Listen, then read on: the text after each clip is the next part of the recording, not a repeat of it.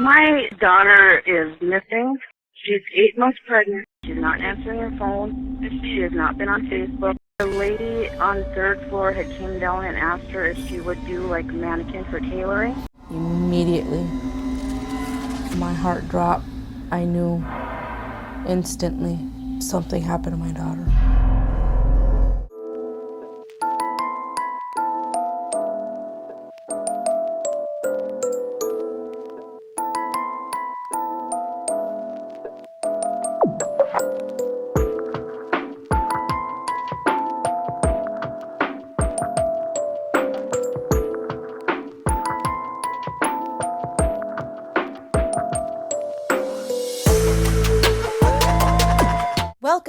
Welcome back, and thanks for being here. I'm Cassie, and this is A Wicked World. The story I have for you today is about an expectant mother who suddenly went missing just weeks before her due date. When she was later found deceased, the details of what she had gone through in her final moments was nothing short of horrifying. This is the story of Savanna Greywind.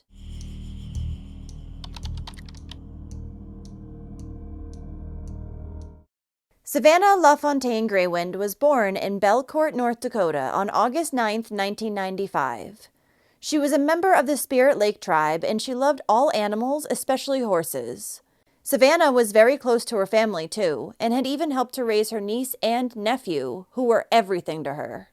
Up until the time she was 9, Savanna and her family lived in Fargo, North Dakota, and then they moved to the Spirit Lake Reservation near Devil's Lake. Here, she graduated from Warwick Public School, which was on the reservation, in 2013. Then Savanna attended Lake Region State College in Devil's Lake, where she earned a certificate as a certified nursing assistant. After that, she went to work at a senior citizens home. Savanna met her current boyfriend, Ashton Matheny, when they were in middle school, and the two had been together ever since. He, like her, was a Spirit Lake member, but had actually been living and working in Minneapolis. However, when Savanna found out that she was pregnant with his child at the beginning of 2017, Ashton moved to Fargo in anticipation of their daughter's birth. At the time, Savanna was living in a multi-bedroom apartment with her family. But she and Ashton had signed a lease for their own apartment, which was set to begin on September 1st, 2017. Prior to that happening, however, on August 19th, the expectant mother would go missing. Before we get into that though, I just want to take a quick break and tell you about the sponsor of today's video. This episode has been brought to you by June's Journey, which is a hidden object mystery game set back in the Roaring 20s, with a captivating detective story. The story's main character is a confident, smart, and independent female named June Parker, and she will take you through solving the mystery of her sister's murder. In the process, you'll uncover her family's many hidden secrets. You'll explore themes that all true crime fans are familiar with, including betrayal, injustice, and more. There's new chapters launching each week too, so you'll find something new in the game every day. You can also decorate your own island, take part in special events to get in-game rewards, and even join a club so you can start playing with your friends or others who also love playing June's Journey. So don't wait, become a part of this thrilling mystery game today by clicking the link below or scanning the QR code to download June's Journey, which is available on iOS, Android, and PC. Now back to our story. Around 1 o'clock on August 19th, 2017, Savanna, who was 8 months pregnant, texted her mother letting her know that she was going over to the upstairs neighbor's apartment to help her with a dress. Apparently, this neighbor, who was named Brooke Cruz, had told Savanna that she'd give her $20 if she tried on a dress and let her hem it while it was on. By 2 p.m., Savanna was still not back home, and she was supposed to be giving her younger brother a ride into work. So Savanna's mother asked her brother to go upstairs and see if she was still at the neighbor's apartment. When he then knocked on the door, no one answered, but he could hear a sewing machine going inside. Assuming his sister was busy, he returned back to his family's apartment and told them that no one had answered the door. A little while later, her father decided to go up there and check on her. And when he knocked on the door, he was told that Savanna was busy, but she would be done shortly. However, by 4:30 p.m., over 3 hours after Savanna had gone upstairs, she was still not back home. So her mother went up to the apartment and asked if her daughter was inside, but she was told that she had left a little while earlier. The thing is, Savannah had ordered a pizza before she left, but she had never come back to have a single slice of it. Her car was also still in the parking lot, and she wasn't answering her phone. Her mother knew that something was not right, and so she called police to report her as missing. Investigators' first suspect was, of course, upstairs neighbor Brooke Cruz. And when they arrived at her door asking to search her apartment, she obliged. But they would find nothing, and according to Brooke, Savannah had left her apartment shortly after her dad went up there to check on her, and she hadn't seen her since. Authorities would later go back to Brooke's apartment and do another search, but again, come up with nothing. Who is it? Sparkle, please. Hi. Sorry to bother you. Oh my God, you're tall. I try. Hi, my name is Brooke. So what's going on? Yeah. We're still looking. Okay. At this point, she hasn't shown up or anything like I've that. been wanting to ask them. Is it possible if we take a look in your bathroom? Yeah. You can look anywhere. He opened cupboards. He went into the closet in the bedroom, and there was nothing there that would have aroused suspicion. We got busy chatting. Her dad came up and said that, mom wanted to see her or call her or whatever. And she didn't call. She got up and went out. And that was the last time I saw the girl. With no luck there, police began looking into other leads, as well as searching the nearby area for Savannah. 35 detectives, 4 sergeants, 2 lieutenants, a deputy chief, patrol officers, canines, 3 aircraft, watercraft. That's just some of the work that's happened as police continue their investigation into the disappearance. More than 200 people combed Trollwood Park for 22-year-old Savanna Greywind yesterday. Detectives additionally decided to speak with Savannah's boyfriend, Ashton, to see what he knew, as they had heard that things recently had been tense between the pair. He told police that he had last heard from Savannah when she had texted him around 1:30 p.m. on the 19th. After that, she stopped replying. Ashton's alibi around the time that Savannah had disappeared was able to be confirmed by police, and so they started looking in new directions. It was at that point they decided to question the upstairs neighbor, Brooke's boyfriend. His name was William Hain, and he had been at her home on the day that Savannah went missing. When he was questioned, he had pretty much the same story as Brooke, that Savannah had left shortly after she had come over that day.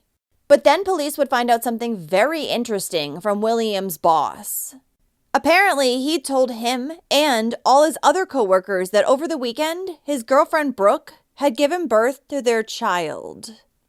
Additionally, several days after Savannah vanished, neighbors in the 7-unit apartment building where she and her family lived reported hearing cries of an infant, but they had all been unaware that there was a baby living there.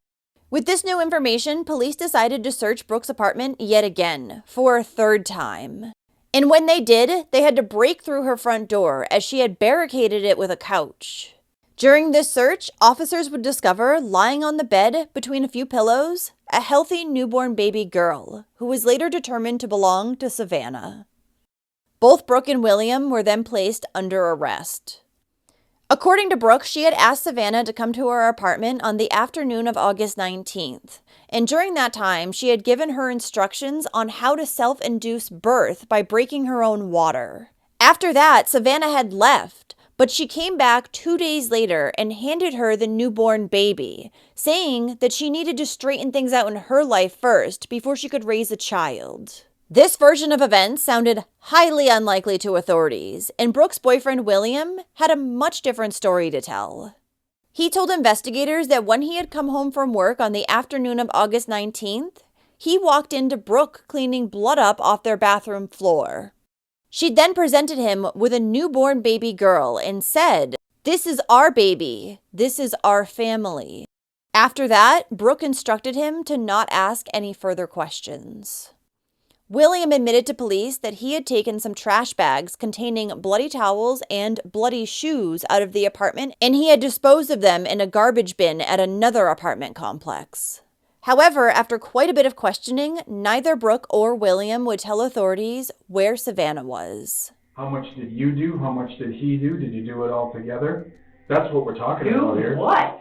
Take that baby.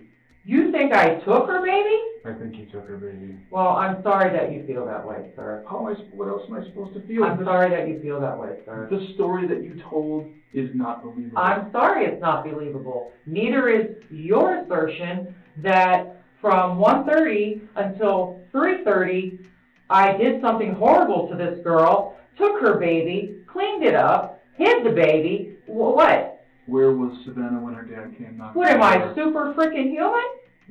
Where was Savannah when her dad knocked on the You door? know what? I could have sworn he looked and made eye contact with her. Well, he didn't see her. He looked right in my apartment. And you know what? Don't get me started on Greywind because their story has changed a lot. I don't know what you're talking about. No, I don't. All I know is I was given that baby to take care of until sometime this week, and I did. Okay then. So why am I not being charged with anything?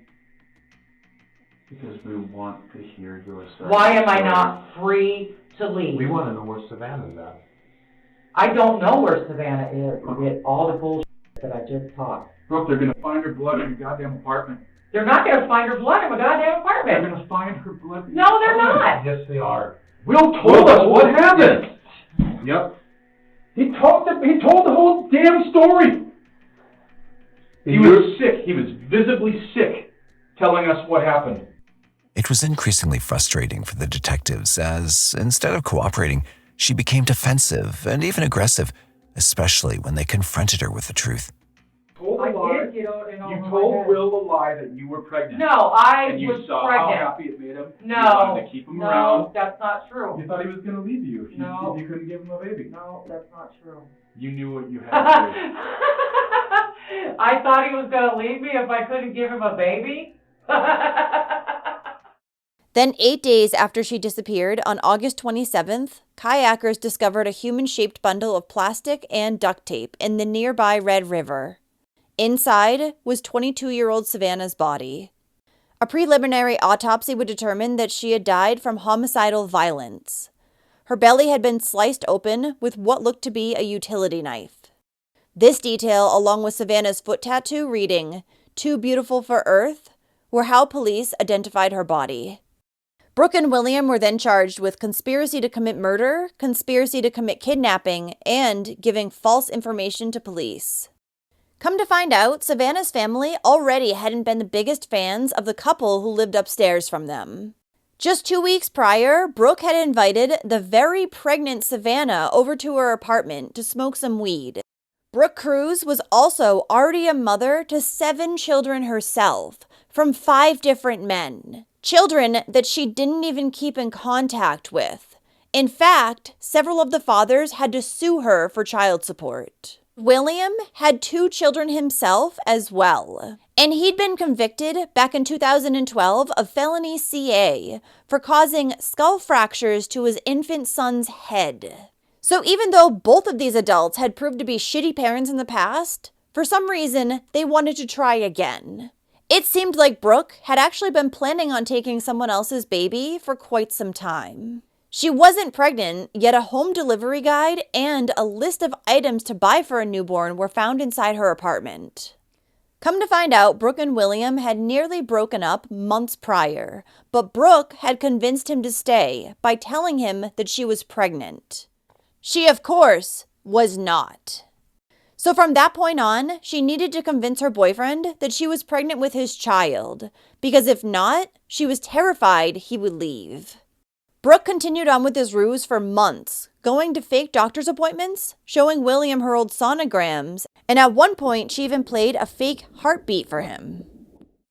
But as the time for her to deliver the baby that didn't exist approached, Brooke began to panic, and she had to come up with a plan. So on the afternoon of August 19th, she lured Savannah up to her apartment, asking her to try on a dress. But who's going to ask a pregnant woman to try on a dress while they hem it?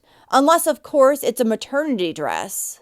Once Savannah had gotten there, Brooke provoked an argument with her, saying that she had mistreated her cat. This caused the two to struggle a bit, before Brooke pushed the 22-year-old backwards, and she hit her head on the sink, then fell unconscious.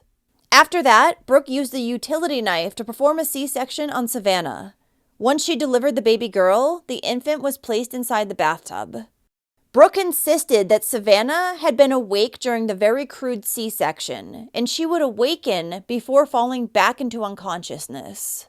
The mother even remained alive after her delivery, but since she hadn't been given proper medical care, she died from blood loss.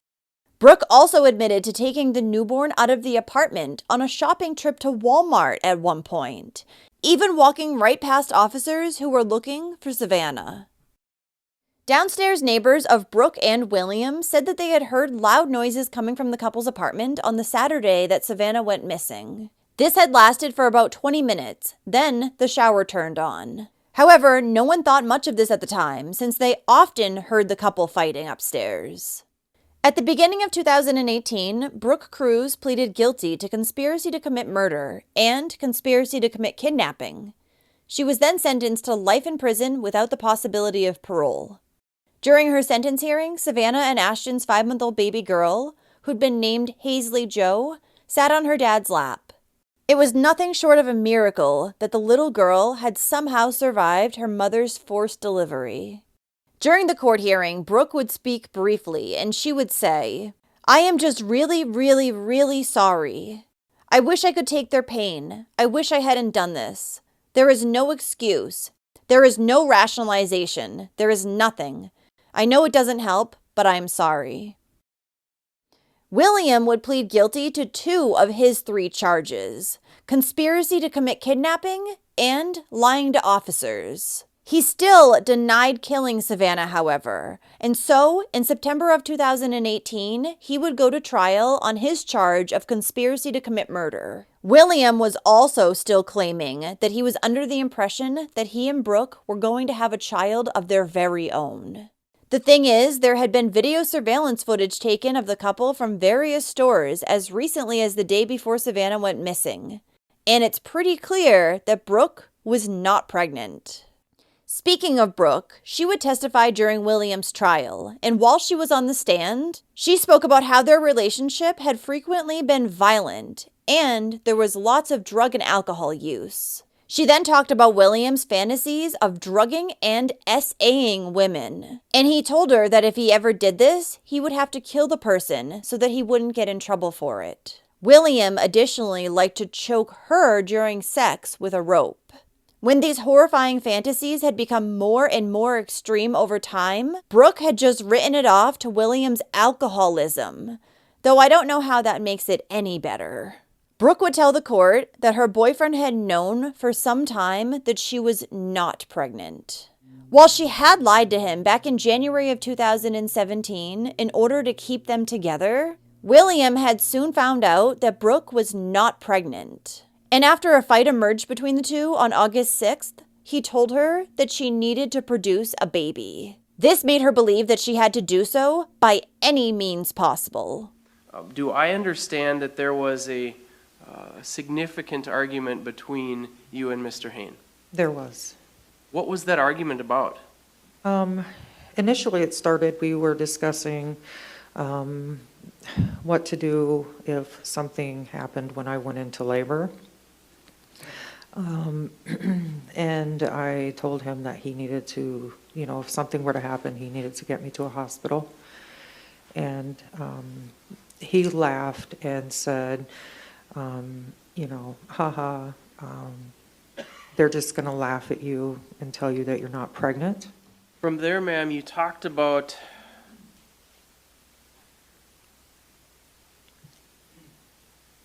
his comments about Mr. Hain's comments. How did you take those? What did you think those meant to you?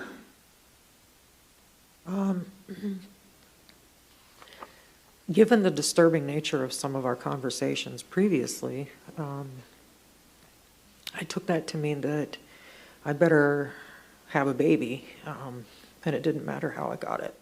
Brooke additionally claimed that William had been the first one to mention that he had seen Savannah and noticed she was pregnant.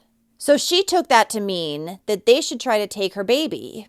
Brooke also insisted that he had been the one who killed Savannah. He was the one who pushed the expectant mother, making her hit her head on the sink. After that, William retrieved a rope which he had tightened around Savannah's neck and said, "If she wasn't dead before, she is now." The couple then cleaned up the bathroom and placed Savannah's body inside a hidden compartment in the closet. It wasn't long after that police arrived at the apartment to look around. But since they didn't have a warrant at the time, they were not allowed to look inside any drawers or closets. During this search, and the one shortly after, Savannah's baby had been right there on the bed, tucked under some blankets. Yet no one had seen her until the third visit to the apartment. So the day after Savannah had been killed, William hollowed out his dresser, wrapped her body up in plastic, and then put her inside. She remained there for about a day before the couple loaded the dresser into their car and went to dispose of her. A cellmate of Brooks would testify during the trial as well, and she would say that Brooke told her that William had nothing to do with Savannah's murder. She was the one who had killed her and taken the baby. This woman's credibility was questioned, however, as she had multiple prior convictions, which included lying to the police. At the end of the trial, the jury came back with a verdict that no one was expecting. They acquitted William on his charge of conspiracy to commit murder. However, since he'd pleaded guilty to kidnapping and lying to police, he would end up being given life in prison. Not long after, William would appeal this sentence, and after a resentencing trial was held, his punishment was lightened to only 20 years behind bars. Savannah's funeral was held on Thursday, September 7, 2017, at the First Assembly Church in Fargo, North Dakota. Nearly 1,000 mourners showed up to pay their final, tearful respects to her. The service included Native American songs and tributes, and those in attendance wore red shirts to honor Savannah and other murdered and missing Indigenous women. After the church service, a horse-drawn carriage carried her casket to Sunset Memorial Gardens in Fargo for a private burial. Currently, little Hazley Jo is being raised by both Savannah's parents, Joe and Noberta, and her father, Ashton. She will be turning 8 years old next month.